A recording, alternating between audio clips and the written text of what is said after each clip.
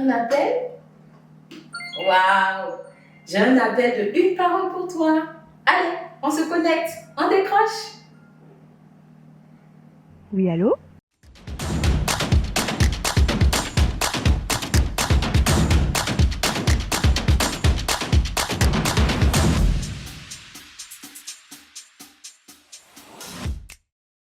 Aujourd'hui, j'aimerais vous parler d'un de mes personnages bibliques préférés. De tous les personnages de la Bible, c'est vraiment un des personnages que j'aime, que j'admire beaucoup et avec la vie de qui on peut beaucoup apprendre. Et ce personnage, c'est Joseph, l'époux de Marie. Et oui, lorsque je regarde la manière dont Joseph a accueilli la nouvelle de la grossesse de Marie, je peux affirmer que c'est un homme qui avait en lui les valeurs de Christ. Il avait la maîtrise de soi. Et lorsque la Bible nous parle de comment est-ce qu'il voulait rompre secrètement la relation, mais lorsqu'il a entendu Dieu, il s'est arrêté. Cela montre un homme qui sait obéir à Dieu, malgré le fait que ses émotions, malgré que les circonstances ne l'y encouragent pas. Il avait en lui la profonde vertu de vivre pour plaire au Seigneur. Alors aujourd'hui, dans l'histoire de Joseph, lorsque la Bible nous dit dans le livre de Matthieu, entre les chapitres 1 jusqu'au chapitre 3, il y a une chose qui m'a touchée, il y a une chose qui a attiré mon attention, c'est le fait que Joseph a pris toujours le temps d'entendre Dieu pour chaque étape. La première fois, il a entendu Dieu pour accepter la grossesse et accepter Marie. Ensuite, il a entendu Dieu pour faire naître Jésus là où il devait naître, donc sortir de Bethléem, fuir Hérode. Il a entendu Dieu encore une fois pour revenir en Israël. Il a entendu Dieu sur le lieu dans lequel il devait atterrir après leur retour.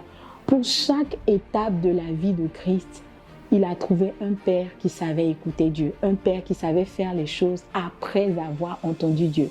Quelqu'un aurait dit, mais Dieu m'a parlé une fois, ça suffit pour toute la vie. Il y a des choses que Dieu veut faire par étapes dans ta vie. Souviens-toi d'Abraham. Lorsque Abraham partait, Dieu ne lui avait rien dit d'autre que sors d'ici, que va-t'en. Mais il a pu obéir à cette étape. Lorsqu'il est arrivé un peu plus loin, après s'être séparé de l'autre, il a entendu Dieu lui dire, sors de ta tente, regarde et compte les étoiles qui sont dans le ciel. Dieu est un Dieu d'étapes, Dieu est un Dieu de processus. Et Dieu sait nous parler dans des circonstances précises.